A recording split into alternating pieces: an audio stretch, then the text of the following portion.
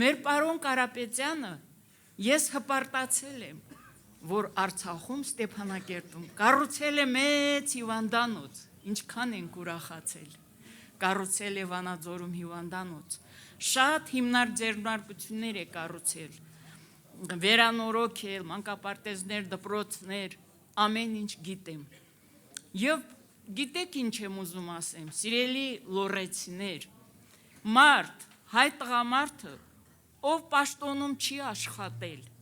բայց ինքը նվիրված է եղել ժողովրդին, ինքը այդքան բարերարությունը կատարել է,